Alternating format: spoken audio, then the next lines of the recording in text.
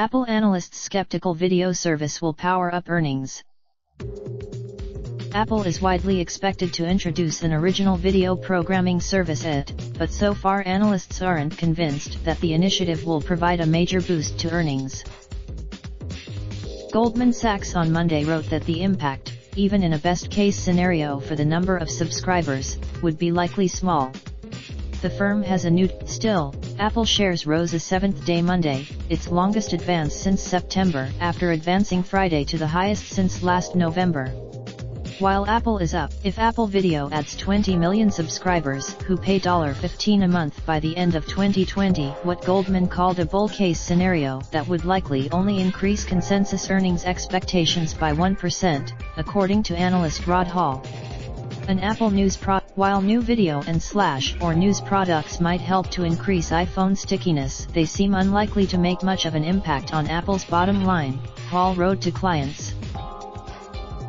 A so-called Apple Prime bundle including news, video, music, and iCloud storage could provide a more significant impact, Goldman wrote, though it was skeptical that this could drive growth in the way that Amazon.com's Prime service did. The key question for us on this is what the anchor value in such a bundle would be from the point of view of a consumer, Hall wrote. In the case of Amazon, Goldman is not the first firm to express skepticism about Apple's expected move into video. In February, there's little in the effort that appears likely to drive material profits or that could attract a significant number of incremental users to the Apple ecosystem, wrote analyst Andy Hargreaves. The volume of output. Because of this issue, analysts have suggested Apple enter the video streaming space through acquisitions rather than building out its own service.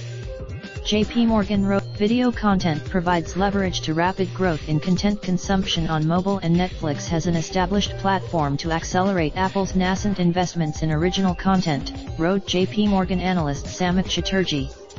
But he conceded that, last week, Needham analyst Laura Martin suggested that Roku could be an acquisition target for companies wanting to expand into the streaming space, as it is so small at a market cap of $6.5 billion that it would be faster with lower risk to buy it than to build it, especially because it's tiny compared to these corporate behemoths. The skepticism about Apple Video comes at a time when Apple has been struggling with weak demand for the iPhone, by far its most important product. Last week, to contact the reporter on this story Ryan Vla's Chalika in New York at Vlaslika1 at Bloomberg.net. To contact the editors responsible for this story Catherine Larkin at Clarkin4 at Bloomberg.net, Scott Schnipper. For more articles like this, please visit us at Copyright 2019 Bloomberg LP. Not scientifically valid. Results are up to